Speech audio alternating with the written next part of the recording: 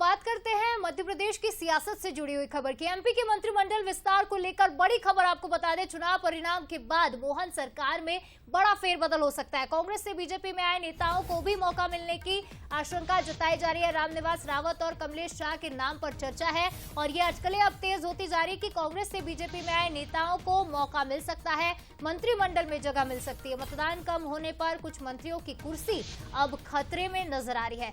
शाह के अमित शाह के बयान को लेकर और अमित शाह ने कही हुई मीटिंग की बातों को लेकर भी अटकलें तेज हो गई हैं कि जिन मंत्रियों का परफॉर्मेंस लोकसभा चुनाव के दौरान अच्छा नहीं रहा, जिन मंत्रियों की विधानसभाओं में वोटिंग परसेंटेज अच्छा नहीं रहा है, ऐसे मंत्रियों का मौका जा सकता है। कुछ दिन पहले सीएम मोहन की राज्यपाल से मुलाकात हुई थी और मतदान कम होने पर अब कुछ मंत्रियों की कुर्सी पर खतरा मंडराता नजर आ रहा है। तो ये इस वक्त की सबसे बड़ी खबर है, क्योंकि चुनाव से पहले जब पहले चरण के चुनाव के समय वोटिंग परसेंटेज कम हुआ था, उस वक्त खुद केंद्रीय गृह मंत्री अमित शाह अचानक भोपाल पहुंचे थे, यहां बैठक की थी और उसी समय ये स्पष्ट निर्देश दिए गए थे और एक तरह से हिदायत भी दी गई थी कि वोटिंग परसेंटेज अगले 3 चरणों के चुनाव में बढ़ना चाहिए, वरना उसके बाद एक्शन लिया जा सकता है। मतदान कम होने पर कुछ मंत्री अब ऐसे हैं जिनके सीटों पर, जिनके विधानसभा क्षेत्रों में मतदान प्रतिशत कम रहा, जहां मतदाता घरों से बाहर नहीं निकले, ऐसे में उनकी कुर्सी पर खतरा मंडराने लगा है। और ये बड़ी खबर, इसी के साथ एमपी के मंत्रिमंडल विस्तार को लेकर ये बड़ी खबर है, जहां सुगबुगाहटें तेज हो चुकी हैं। मोहन सरकार में बड़ा फेरबदल देखा जा सकता है। हालांकि अभी भी चुनावी परिणामों का इंतजार किया जाएगा, लेकिन अब सुगबुगाहटें काफी तेज हो गई हैं, मध्य प्रदेश में भी और छत्तीसगढ़ में भी।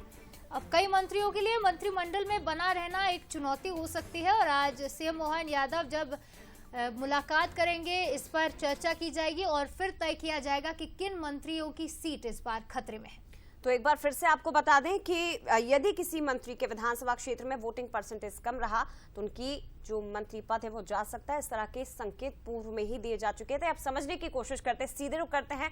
एग्जीक्यूटिव एडिटर मनोज सैनी जी हमारे साथ भोपाल से जुड़ गए हैं, साथ ही गौरव आपको इस वक्त रायपुर से स्क्रीन पर नजर आ रहे हैं।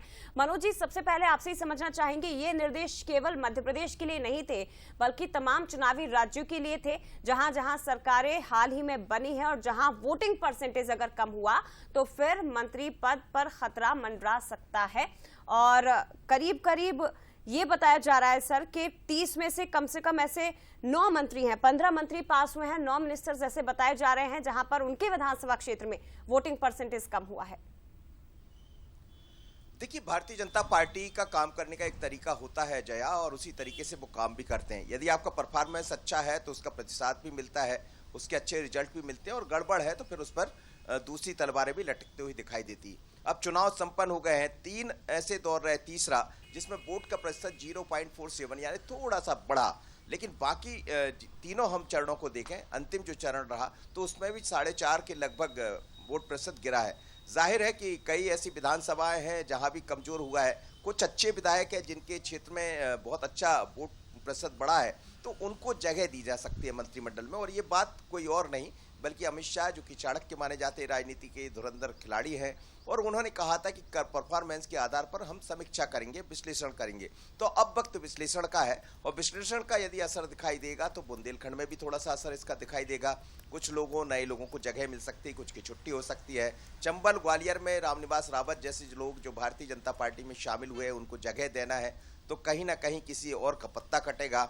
इसी तरह मालवा से भी कुछ क्षेत्रों में खबरें ऐसी आई है कि जो प्रतिशत की उम्मीद की जा रही थी वो ठीक दिखाई नहीं दिया। हालांकि प्रतिशत गिरने के पीछे बीजेपी का ये एक कारण भी है कि वो कहते हैं कांग्रेस का वोटर नहीं निकला, पर जिस क्षेत्र में नहीं निकला, जिस क्षेत्र में बीजेपी का विधायक या मंत्री जिस क्षेत्र से आते हैं वो अपना नहीं निकल पाए, तो करीब 9 ऐसे मिनिस्टर रहे हैं जिनके यहाँ वोट का प्रतिशत जो होना चाहिए था, जो 68% वोट शेयर की बात कही गई थी, वो दिखाई नहीं दे रहा। तो इनके ऊपर तलवार लटकेगी। अब सभी पर तो नहीं, लेकिन करीब करीब 4 से 5 मंत्री प्रभावित हो सकते हैं।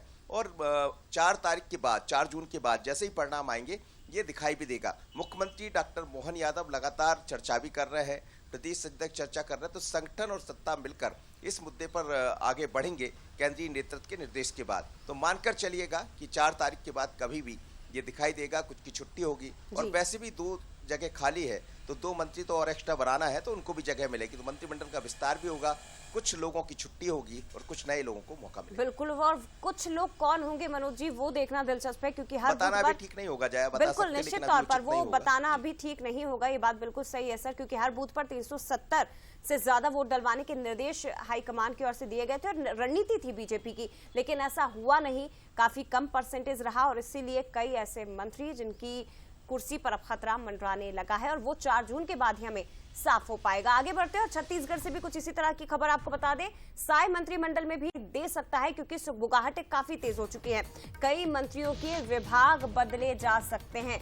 मंत्रिमंडल में पहले से एक पद खाली, चुनाव के बाद एक और पद खाली होने की संभावना है और नए मंत्रियों को लेकर बीजेपी संगठन में कई तरह की शिकायतें भी आई हैं। सीधे रुख करते हैं गौरव का, हमारे साथ इस वक्त लाइव जुड़े हुए। गौरव, क्या जो हिदायत मध्य प्रदेश के लिए रही वही हिदायत इसके पीछे की वजह बन सकती है या कुछ और तरह की, क्योंकि ये बताया जा रहा है कि नए मंत्रियों को लेकर शिकायतें संगठन तक पहुंच रही हैं।